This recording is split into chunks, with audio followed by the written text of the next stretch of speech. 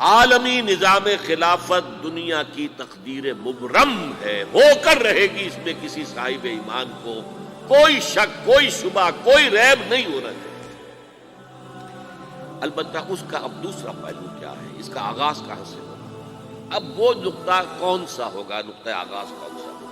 اس میں پہلی بات تو میں نے کہا جو شک کرے گا اس کا پھر ایمان مشکوک ہے، ہوگا، لازماً ہوگا، گلوبل ہوگا، پوری دنیا میں ہوگا۔ کہاں سے شروع ہوگا اس میں آپ اختلاف کر سکتے ہیں، لیکن مجھے تو دو حدیثیں تو ملی ہیں جن سے یہ اندازہ ہوتا ہے کہ یہ اس مشرقی خطے سے ہوگا، عرب کے مشرق کی جانب کسی ملک سے ہوگا، کسی خطے سے ہوگا۔ وہ حدیثیں بھی اب آپ پڑھ لیجیے پہلے، پھر میں کہہ رہا ہوں یہ خزانہ ہے جو ہم نے آپ کی خدمت میں پیش کیا ہے، کاش کہ آپ اس کی قدر کر سکیں۔ یہ حدیثیں آپ کو ازبر ہو جائیں، یاد ہو جائیں، لوح قلب پر نقش ہو جائیں۔ ہندوستان اور خراسان یعنی موجودہ افغانستان کا ذکر ابن ماجہ کی روایت ہے، عن عبداللہ ابن الحارث رضی اللہ تعالی عنہ قال رسول اللہ صلی اللہ علیہ وسلم یخرج ناس من المشرق یؤتئون للمہدی یعنی سلطانہ، یعنی سلطانہ، دونوں طرح سے پڑھ سکتے ہیں۔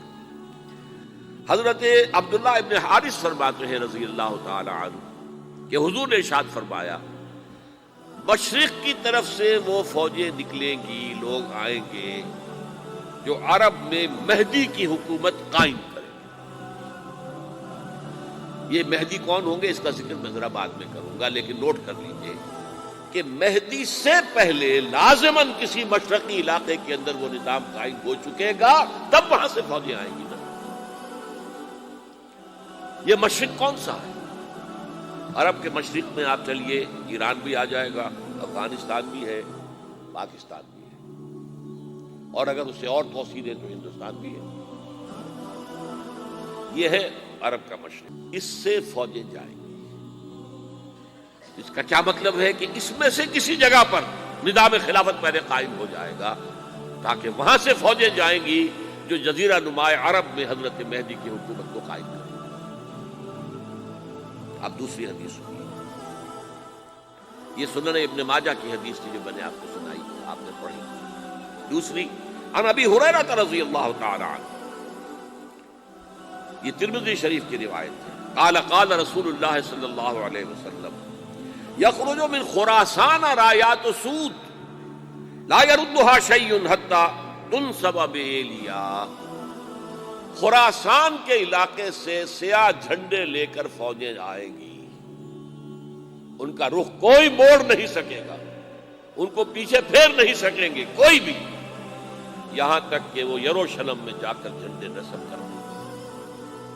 ایلیا حضور کے زمانے میں یروشلم کو کہتے ہیں، یہ یروشلم تھا جب حضرت سلیمان کی حکومت تھی اور یہاں پر معبد سلیمانی، ہیکل سلیمانی قائم ہوا، پھر یہ یروشلم گرا ہے تاریخ میں، یہاں تک کہ سن 70 عیسوی میں جب ٹائٹس رومی جنرل نے اس کو گرایا، ختم کیا، سیکنڈ ٹیمپل گرا دیا، اور یہاں سے یہودیوں کو کہا نکل جاؤ یہاں سے، کوئی یہودی باقی نہیں رہا، بالکل تہو بالا برباد کر دیا۔ اس کے کوئی 150 سال بعد ہیڈریان، رومن ایمپرر ہیڈریان، اس نے پھر دوبارہ آباد کیا اس کو۔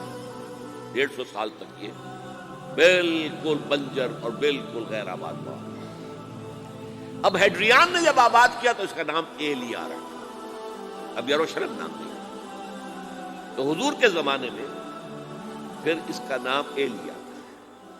اور اب اس سے کیا معلوم ہو رہا ہے کہ یہ یروشلم مسلمانوں کے قبضے سے اس وقت نکلا ہوا ہوگا، ایک دفعہ پہلے نکلا تھا، سن 1099 عیسوی میں مسلمانوں کے ہاتھ سے نکلا، کروسیڈرز، عیسائیوں نے آ کر اس کو قبضے میں کیا، لاکھوں مسلمانوں کو مارا، قتل کیا، اس کو 1187 عیسوی میں واپس لیا ہے۔ کس نے لیا ہے؟ صلاح الدین ایوبی کرد۔ عرب کھوکھلے ہو چکے تھے، عربوں نے کھویا، واپس نہیں لے سکے، بہت حکومت کر چکے تھے، 400-500 برس کی حکومت کر کے، اور ان کے عیش اور ان کے آرام اب ان میں جان نہیں تھی کہ کہ وہ واپس لے سکے. واپس لینے والا گرم کرد خون تھا صلاح الدین ایوبی. تو گویا کہ اب آپ سمجھئے کہ 88 برس تک عیسائیوں کا قبضہ رہا یروشلم پر.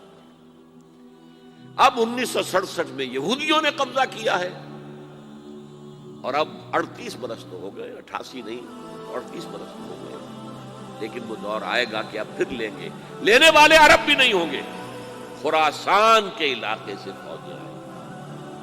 یہ خراسان کیا تھا؟ ایلیا تو میں نے آپ کو بتا دیا, یروشلم کا نام ہے. خراسان اس زمانے میں ایک بہت بڑے ملک کو کہتے تھے.